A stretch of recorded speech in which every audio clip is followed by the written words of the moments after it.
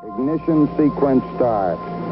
6, 5, 4, 3, 2, 1, 0. All engine running.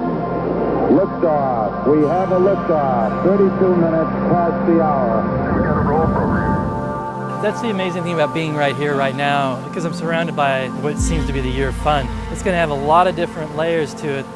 There's a few different ways that you can create an idea with something like this. And you can kind of know the different parts that you want to use and the different cables and structures of data that you're gonna have to use. And you kind of take it from sort of the finish line to the beginning. You kind of write it backwards.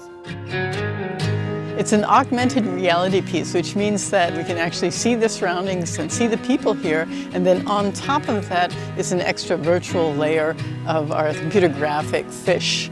So you can direct the fish and get them to follow you, but the more you do that, the more you intervene in the natural order of things, the more they'll turn into plastic garbage. We're working on another interactive projection with this time a depth sensor. So we have a projection that we're utilizing on the right half of the lake and the left half of the lake. And what it's doing is kind of mimicking the right and left half of the brain. We've been affected by the constant intake of media and information. We have short attention spans and repetitive thoughts and chemicals released in our brain every time we get a notification sound.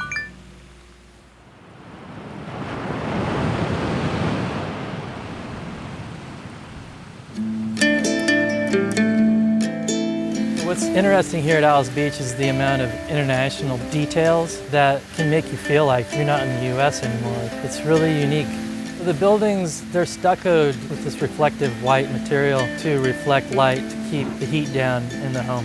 And then the homes themselves, this kind of new urban style of architecture, great place to see how to experiment and how these artists are able to work with the location.